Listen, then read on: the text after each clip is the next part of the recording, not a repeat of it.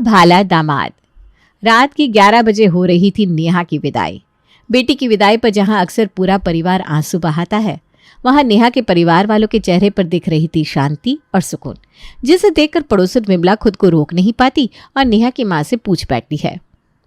शादी का खाना थोड़ा 19-20 हो गया था भाभी जी, पर वो भी मैंने पचा लिया।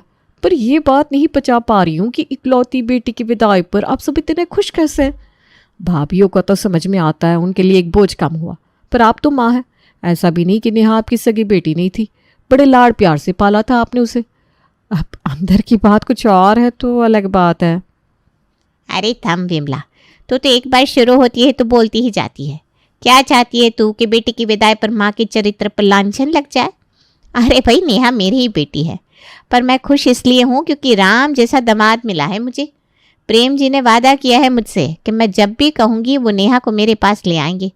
शादी के पहले से ही उन्होंने नेहा का इतना ख्याल रखा है कि अब मैं निश्चिंत हो गई हूँ। अपने मायके से भी अच्छे घर में जा रही है मेरी बेटी, तो रोना कैसा। और नेहा का परिवार खुशी खुशी उसका हाथ प्रेम के हाथ में दे देता है। नेहा विदा होकर पहुंच जाती है अपने ससुराल। तूने मुझे आज जीवन की सबसे बड़ी खुशी दी है प्रेम बेटा। भगवान ने एक बेटा दिया था मुझे और उस बेटे ने एक बेटी दे दी। सिर्फ मेरी पसंद करने से थोड़ी ना शादी होगी मम्मी। हाँ तो तुमने भी किया था। इतनी प्यारी बच्चे को ना कौन ही कर सकता था। और दरवाजे पर खड़ी अपनी बहू के गले में वृद्धा अपने गले से पन्ने का हार उतार कर पहना देती है। अरे ये क्या कर रही है वृंदा? बहू अभी दहलीज भी लांग कर आई नहीं, तूने पुश्ते नहीं हार उसके गले में डाल दिया। अभी रहने दे, कुछ दिन बहू को जांच ले, परख ले। जांचते परखते तो परायों को है भाभी जी, अपनों को नहीं। ये तो मेरी बेटी है, मेरा सब कुछ तो प्रेम और नेहा का ही होना है। अब वो कल हो या भी। आपका इतना प्यार देखकर मेरी आंखें भर आई मम्मी जी। आप मेरी मम्मी जी नहीं है, मेरी मम्मी ही है। नो मम्मी जी, ओनली मम्मी। नेहा को अपने सपने का ससुराल मिल गया था। जब ससुराल में इतनी अच्छी सास हो, इतना अच्छे ससुर हो और इतना प्यार करने वाला पति हो, तो आदमी और डिमांड ही क्या कर सकता है। अच्छी तरह रात गुजर जाती है और अगली सुबह पगफेरे के लिए नेहा तैयार हो जाती है। अरे लाड साहब, अच्छे से लेकर जाना मेरी बेटी को और शाम तक वापस ले आना। ज़्यादा देर में अपनी बेटी को कहीं नहीं छोड़ने वाला। देख रही हो ना नेहा, कैसे एक दिन में तेरे पापा जी को तुझसे लगाव हो गया है। आप भी क्या जी, अब पग फेरे के लिए जाएगी तो 2 दिन तो रुकेगी ना। तू अपने ससुर जी का रहने दे बहू, तू आराम से 2 दिन रुक कर आना, तेरे घर वालों को भी अच्छा लगेगा। प्रेम नेहा के साथ कार में बैठकर अपने ससुराल पहुंच जाता है, जहां दुकान में बैठे रवि और विकास अपने जीजा जी को आता देखकर गल्ला छोड़कर सीधा सीढ़ियों के सामने खड़े हो जाते हैं। यहाँ इतने सारे लोगों में हमारे पास एक बाइक है जिसे हम दोनों भाइयों को यूज़ करना पड़ता है। जीजा जी के पास इतनी महंगी कार है। सच में किस्मत तो अच्छी पाई है नहीं। प्रेम और नेहा घर की सीढ़ियों तक आते हैं, जहां रवि और विकास उन्हें रोक लेते हैं। ऐसे कैसे ऊपर जाने दो जीजा जी, हमने आपको अपनी लड़की दी है, घाटे का सौदा थोड़ी ना कर लेंगे। अरे बिल्कुल सारे साहब, बताइए क्या लेंगे आप? Latest iPhone. आईफोन?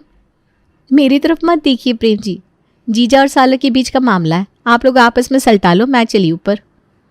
मैं तो अपनी बीवी को आप दोनों के पास छोड़कर जा रहा हूँ। 2 आईफोन लेकर आऊँगा और अपनी बीवी को ले जाऊँगा, डील पक्की।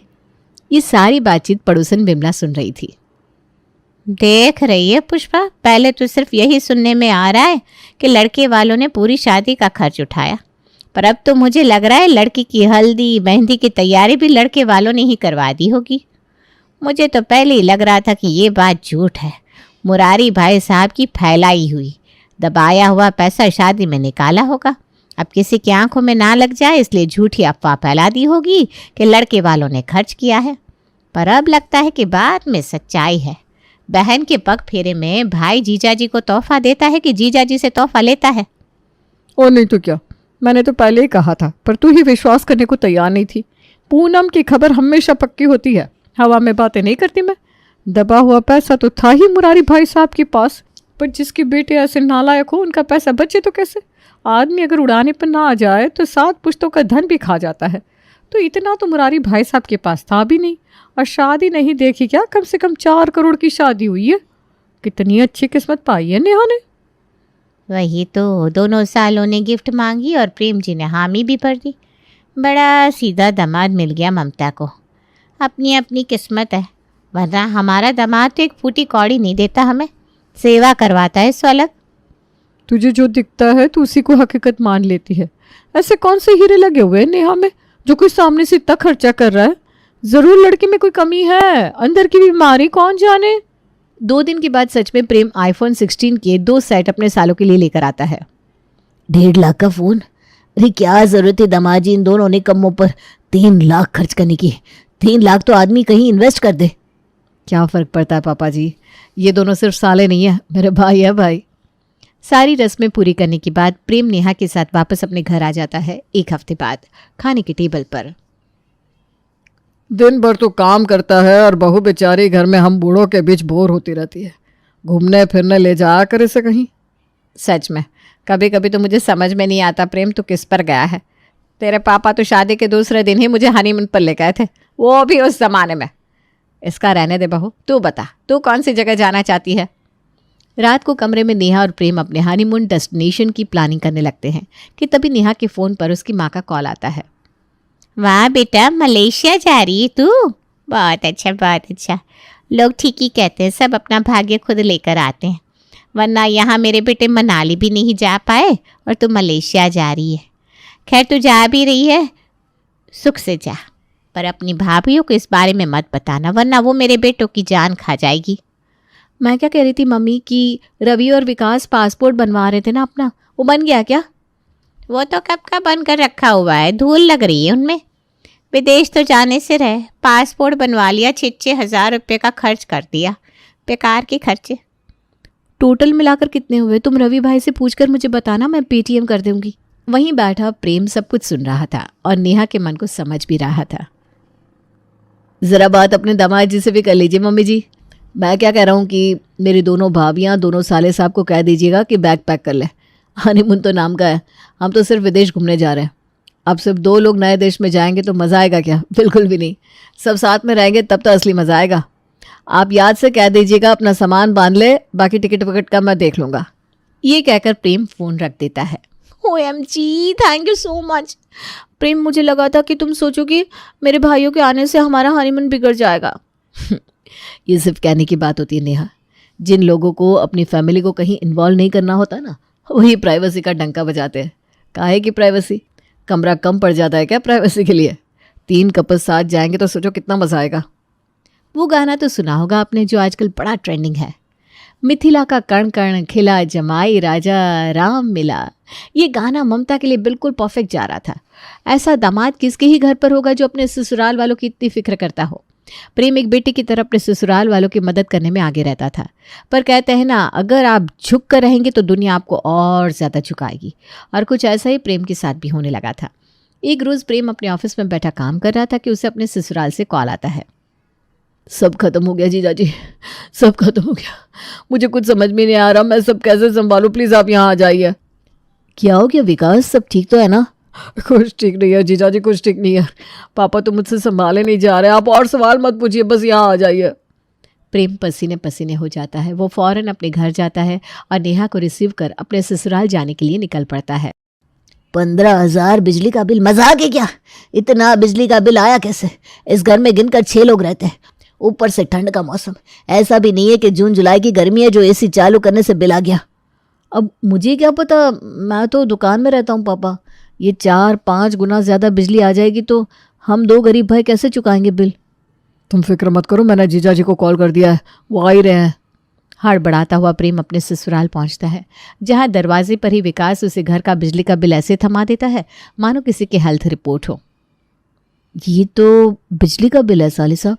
वही तो, अब आप ही बताइए जीजा जी, 15,000 बिल भी कोई आने की चीज़ होती है? इतना बिल आएगा तो हम जैसे छोटे राशन के दुकान वाले कैसे भरेंगे इतना अमाउंट? ये बिल देखकर पापा के तो दिल में दर्द उठाया। इस बिल को लेकर कॉल किया था तुम लोगों ने? हे भगवान।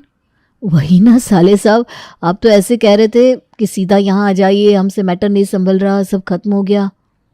देखा जाए तो सब खत्म ही था ना दामाद जी। इन दोनों से तो बिजली का बिल भरा जाएगा नहीं। आपके ससुर जी कुछ कमाते नहीं, तो बिजली वाले आकर बिजली काट देते तो हो जाता ना सब खत्म। मेरा फ़ोन गाड़ी में है, नेहा लेकर आओ, मैं भर देता हूँ बिजली का बिल।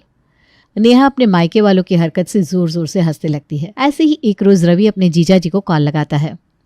वो मैं क्या कह रहा था जीजा जी, आपकी गाड़ी की चाबी मिल जाती ना तो सही रहता। मैं और निधि ना उसके घर जा रहे हैं, कार से जाएंगे तो अच्छा रहेगा ना।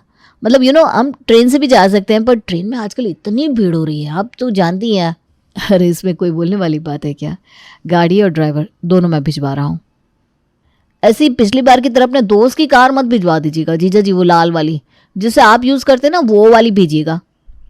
अरे साले साहब ने कह दिया था तो जीजा जी मना कैसे करते। प्रेम अपनी कार रवि के लिए भिजवा देता है और खुद लिफ्ट लेकर घर जाता है। झूठ बोलकर फिर से गाड़ी मंगवा ली। अरे भाई ये सब छोड़िए और अपने दुकान को संभालिए। पूरा दिन दुकान खाली रहती है, ना आप दुकान पर बैठना चाहते हैं ना विकास। जब देखो जीजा जी जीजा जी। अरे तुम ना निधि सच में दिमाग की पैदल हो। कभी देखा है कि राशन की दुकान से कोई राजा बनाओ? बिल्कुल भी नहीं। अमीर बनने के लिए अमीरी दिखाना ज़रूरी है। मैं जब इस गाड़ी से इन्वेस्टर के पास जाऊंगा ना, तो उनका ट्रस्ट मुझ पर बढ़ेगा। तब तो इन्वेस्टर मुझे पैसे देंगे और उस पैसे को लगाऊंगा मैं शेयर मार्केट में। ये हुई ना बात। और क्या कहते हैं, मार्केट को कभी गिरते हुए नहीं देखा क्या? इस मार्केट के चक्कर में न जाने और क्या क्या चीज़ गिरेगी। बार बार घर के दामाद से इतनी चीज़ें लेना ठीक नहीं लगता मुझे। अरे क्यों ठीक नहीं लगता? मैं तो सोच रही हूँ नेहा से कह दूँ, दामाद जी से कहकर तुम दोनों को इन्वेस्टमेंट के लिए पैसे दिलवा दूंगी। अरे भाई घर की लड़की अच्छे घर में गई है तो भाइयों की मदद करने की जिम्मेदारी उसकी बनती है कि नहीं? ममता नेहा को कॉल कर उसके भाइयों की मदद करने को कहती है। मुझे कॉल करने की क्या ज़रूरत थी मम्मी, आप प्रेम को ही कॉल कर देती। मैं इन्हें कह देती हूँ, ये तो ऐसे भी मार्केट में इन्वेस्ट करते रहते हैं, अपने सालों के हाथ में इन्वेस्ट करवा देंगे, क्या ही फ़र्क पड़ता है। वैसे पिछले महीने प्रेम ने रवि को कुछ पैसे दिए थे, वो कह रहा था डबल हो जाएंगे। कुछ हुआ क्या उसका? नहीं ना, किस्मत कहाँ साथ दे रही है बेटा। वो तो तेरे भाई ने जिस आदमी पर विश्वास कर उसे पैसे दिए थे ना, वही पैसे लेकर भाग गया। रवि और विकास अपना काम धाम छोड़कर दिन भर सिर्फ अपने जीजा जी को चूना लगाते रहते हैं और अपनी बेअक्ली में प्रेम उन पर पैसे लुटा भी रहा था। और आज तो हद ही हो जाती है। अपने जीजा का ब्रांडेड वॉच लेने के लिए रवि अपनी बहन के ससुराल पहुंच जाता है। मैं जानता हूँ बेटा तो अपने ससुराल वालों को बहुत चाहता है, पर जो भी कर सोच समझ कर कर। कहीं ऐसा ना हो कि तेरे भोलेपन का कोई फ़ायदा उठा ले बेटा। तेरा टूटा हुआ दिल मैं नहीं देख पाऊँगी। ज़्यादा तो कुछ नहीं कहूँगी क्योंकि वो तेरा ससुराल है और तू इतना समझदार तो है। आपको क्या लगता है मम्मी कि जो आपको दिख रहा है वो मुझे नहीं दिख रहा? इतने दिनों से बिजनेस ऐसे ही संभाल रहा है क्या तुम्हारा बेटा? पर कभी कभी रिश्तों को बचाए रखने के लिए भोला बनना पड़ता है। जिस दिन से मेरी और नेहा की सगाई हुई थी, मैं उसी दिन से चीज़ें समझ गया था। मैं भोला ज़रूर हूँ पर बेवकूफ़ नहीं, और भोला भी बन रहा हूँ तो सिर्फ प्यार में, रिस्पेक्ट में। जीजा जीजा दामाद दामाद करके सिर्फ मेरा फ़ायदा उठाया जाता है। पर मैं चुप हूँ और तब तक चुप रहूँगा जब तक नेहा खुद इस मैटर में नहीं पड़ती। प्रेम के भोलेपन को लेकर आसपास वाले अब कमेंट करने लगे थे, पर प्रेम किसी की बातों पर ध्यान नहीं देता था। प्रेम और नेहा रात को डिस्को जाने की प्लानिंग करते हैं। अब जीजा जी बाहर जा रहे हो और साला ना पहुँचे, ऐसा कैसे हो सकता था। प्रेम के पहले ही रवि और विकास डिस्को पहुँच जाते हैं। सभी अपनी धुन में नाच गा रहे होते हैं कि नेहा को अपने भाइयों के कुछ दोस्त मिल जाते हैं जो आपस में बात कर रहे थे। अरे भाई वो देख, रवि फिर से अपने लल्लू जीजा को ले आया। क्या दिमाग का पैदल आदमी है ये, बताओ। आज के ज़माने में 21 दिन में पैसे डबल वाली स्कीम पर पैसा कौन लगाता है? वही तो भाई, मुझे तो ये समझ में नहीं आ रहा, अपना खानदानी बिजनेस संभालता कैसे होगा। हर महीने रवि अपने ससुराल में किसी न किसी को मार देता है और अपने जीजा जी की गाड़ी मांग कर ले जाता है। यहाँ तक कि रास्ते में खाने का खर्चा, कार वॉशिंग तक के पैसे भी अपने जीजा से लेकर अपनी जेब में डाल देता है और इसका जीजा मान भी जाता है। अरे दिमाग का पैदल आदमी है भाई। रीढ़ की हड्डी नहीं है उसकी, तभी तो बार बार बीवी को लेकर मायके आ जाता है। अपने भाइयों के दोस्तों की बात सुनकर नेहा चुप नहीं रहती और उनके बीच जाकर कहती है, क्या कह रहे थे तुम? किसकी रीढ़ की हड्डी नहीं है? कुछ नहीं नेहा, वो तो बस हम आपस में बात कर रहे थे। तुम डांस एंजॉय करो, मुझे शायद कोई बुला रहा है। तुम्हें शायद तुम्हारी मौत बुला रही है। यहीं आ जाएगी अगर मेरे पति आ गए तो। इसलिए बता दो ज़रा हमें कि तुम क्या कह रहे थे। अभी इसमें मैं क्या करूं? अब विकास और रवि खुद ही अपने जीजा का मजाक बनाते हैं हर तरफ, तो हम तो यही कहेंगे ना। कभी कहता है जीजा मोटा है, पेटू है, कभी कहता है दिमाग का पैदल है, गंवार है। जीजा में ज़रूर अंदरूनी प्रॉब्लम होगी जिसे छुपाने के लिए वो हम लोगों पर खर्च करता है। और आज तक अपने मायके वालों की हरकत को इग्नोर कर रही नेहा पूरी पार्टी में तमाशा कर देती है। जिस जीजा ने तुम्हें अपने भाई की तरह माना, तुम उसी जीजा की पीठ पीछे उनकी ऐसी इमेज बना रहे हो। प्रेम में कोई कमी नहीं है, वो तो प्यार में तुम लोगों के लिए चुप रहते थे, पर वो झुके क्या, तुम लोगों ने समझ लिया कि उनकी रीढ़ की हड्डी नहीं है। अरे नहीं नहीं नेहा, वो बात नहीं है। आप सुन लीजिए प्रेम, बिना मतलब का किसी के लिए कुछ भी करने की कोई ज़रूरत नहीं है। अब से आप किसे क्या देंगे और कितना, वो मैं देखूंगी। अगर मैं अपने माई के बालों के लिए खड़ी हो सकती हूँ तो आप तो मेरे सुहाग हैं। और वो हो ही जाता है जिसका प्रेम को इंतज़ार था। नेहा ऐसा करारा तमाचा अपने भाइयों के गालों पर झड़ती है कि उनके होश ठिकाने लग जाते हैं।